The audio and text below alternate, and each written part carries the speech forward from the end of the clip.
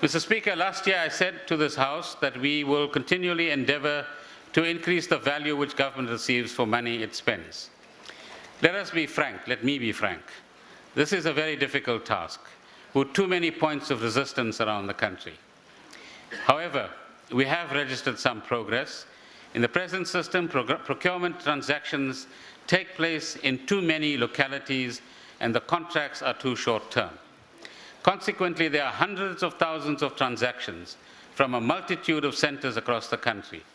There is very little visibility of these transactions. While our ablest civil servants have had great difficulty in optimizing procurement, this process has yielded rich pickings for those who seek to exploit it. There are also too many people who have a stake in keeping the system the way it is. Our solutions hitherto have not matched the size and the complexity of the challenge. As much as I want, I cannot simply wave a magic wand to make these problems disappear.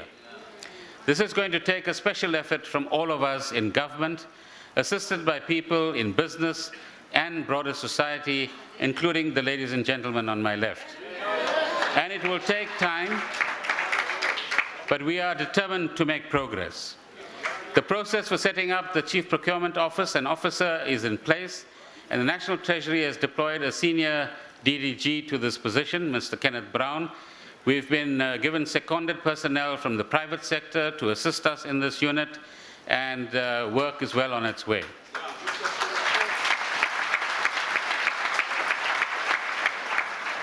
A project team seconded from the state agencies and the private sector, as I mentioned, has identified 4 main streams of work involving immediate remedial actions, improving the current system, standardizing the procurement of critical items, what we call transversal contracts, and the long-term modernization of the entire system. Amongst the first initiatives of this office will be to enhance the existing system of price referencing. This will set fair value prices for certain goods and services. Some of the system already exists, some will be added on. Secondly, it will pilot procurement transformation programs, and I want to thank the ministers in this regard in the Departments of Health and Public Works nationally and in the provinces.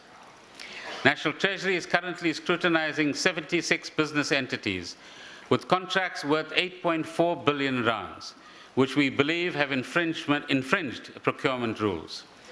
While SARS is currently auditing more than 300 business entities and scrutinizing another 700 entities.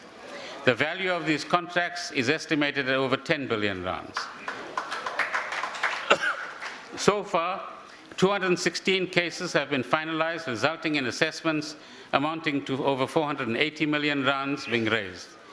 The Financial Intelligence Center has referred some 6.5 billion rands worth of transactions for investigation linked to corrupt activities. I fully support Minister Sisuru's call for appropriate curbs on officials doing business with government. I will compliment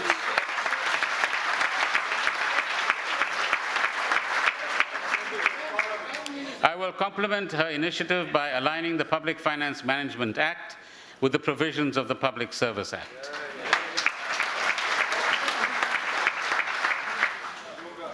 Worldwide, special measures are being taken to oversee the accounts of what have become known as politically exposed persons, public representatives and senior officials. I have asked that the FIC, the Financial Intelligence Center, should explore how we might bring South Africa into line with these international anti-corruption and anti-money laundering standards.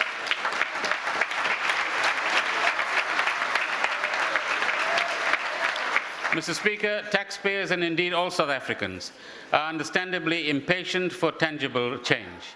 A recurring theme in the tips sent to me for this budget was to ensure value for money. Peter Maibelo, age 24, from Pretoria, Tshwane, summed it up as follows, and I quote, "Minister, I won't be fancy with words or complicated ideas.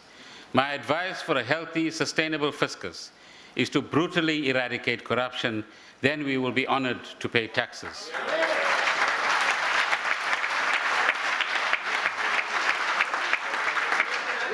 Mr. Maibelo, while we're cleaning up the system, please continue paying your taxes. Rooting out corruption requires, as I pointed out earlier, collective effort from all of us.